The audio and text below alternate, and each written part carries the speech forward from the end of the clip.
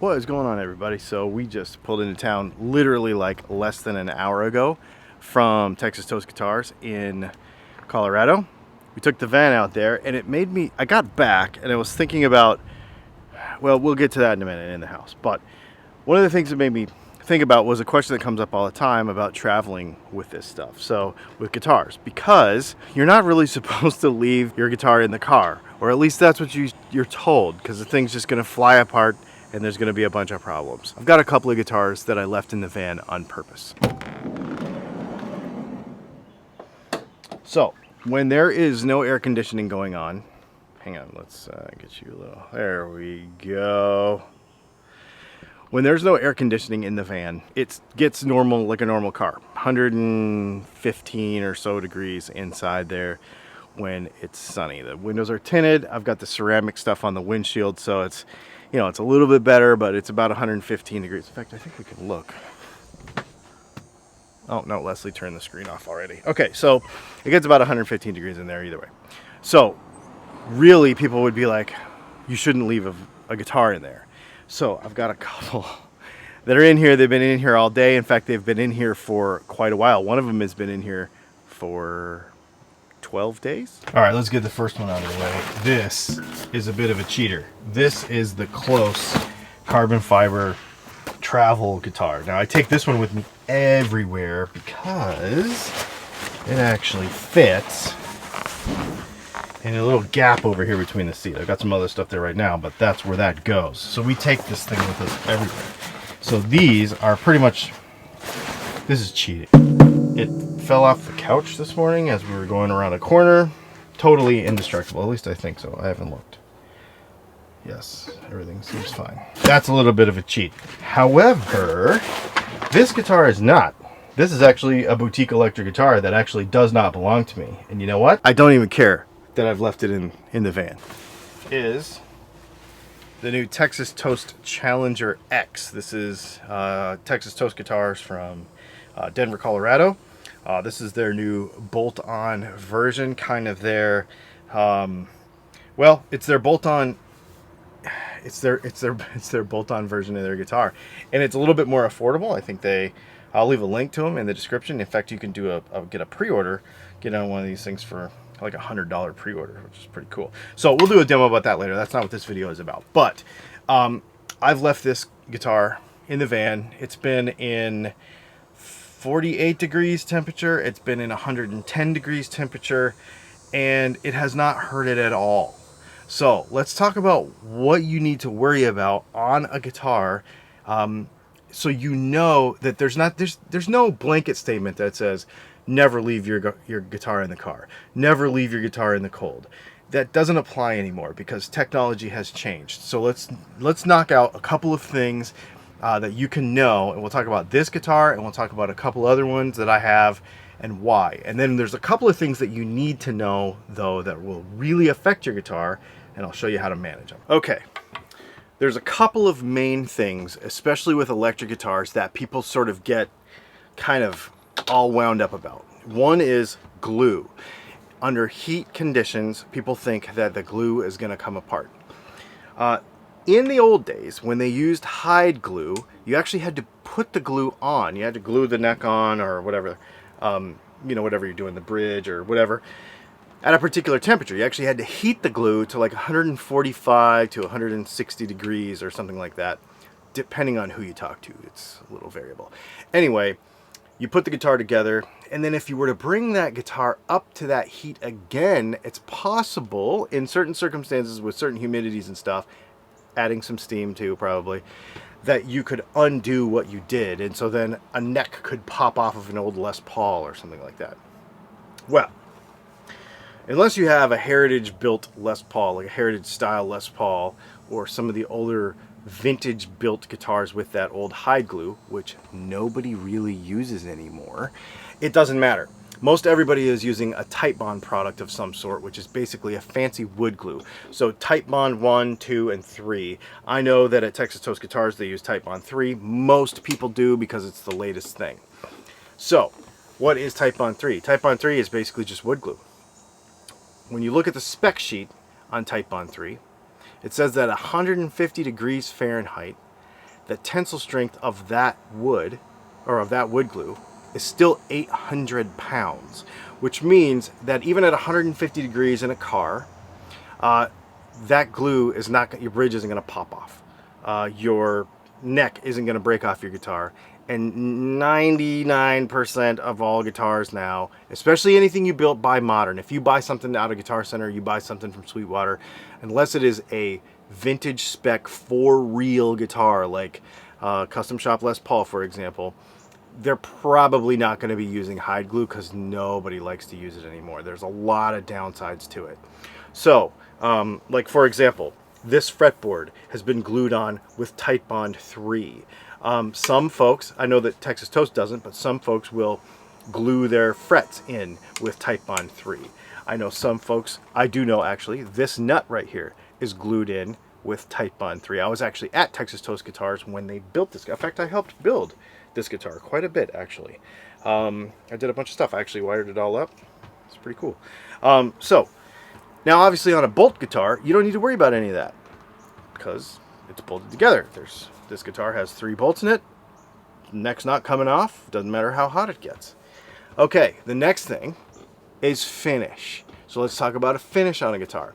Nitrocellulose, sometimes in certain circumstances, in really high swings of temperature, can crack because nitrocellulose is not as elastic, I guess you could say, as, well, at least the modern stuff, because this is a whole nother rabbit hole, but the nitrocellulose that you get on a new Gibson is not the same thing that it was on an old Gibson, because rules and pollution and EPA and etc., it's fake nitrocellulose as it is. So the elasticity of it is not the same.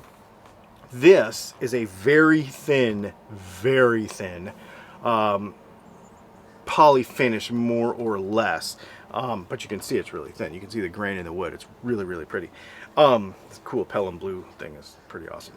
So, most new guitars are made with polyurethane finishes.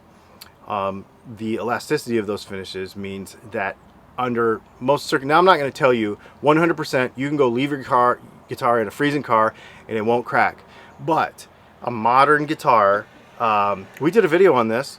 It was like 20 degrees outside or something. I left a Strat in the truck all night long, came out totally fine. It was like all frosty on the chrome, and anyway, so don't so much worry about the heat and the cold when you're going to a gig or whatever. Now, do you want to leave it in a car? Probably not, because there's also theft. There's also other things that come into this.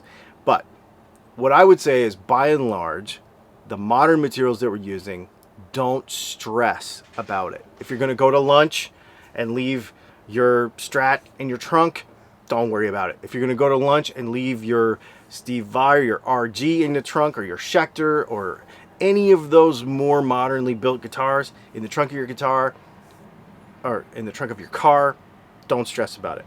Now, there is one aspect of climate control, though, that I think you should worry about. Okay, so the other part of this equation, it's more than about temperature. Let's get back over here in this light. It's more than about temperature. It's also about humidity. And so let's look at something. So this is, we're in the office where I shoot all this stuff, but I have this toolbox over here, and I have one of these magnetic, I'll leave a link to this. This is really cheap. I've got 2 of them. I've got one in the living room, and I've got one in the office. So where all the because we have guitars in the living room too. So we're at 43% humidity right now. That is a little low. I don't like that. I like that to be about 50 to 55. That's my favorite temperature, or percentage of humidity. So let's talk about why that's important really quick. So temperature is not a thing as much, right? But the humidity being down there in the low 40s, I kind of don't like that, because what can happen with that then is the wood on the guitar can start to shrink, especially on an acoustic guitar. The binding can actually pull away from the side of the guitar if it's a bound guitar. On an acoustic guitar, the top will actually change shape. That can happen. Not at 43%, but it gets below 40 and I start to really worry about that. What can also happen in low humidity is you can get sharp frets. This is, you know, people always complain about quality control on a guitar, and I went to buy one and there were sharp frets and there's no excuse for that. Well, the thing is that they don't have control over the climate that the guitar travels to when it gets to the store.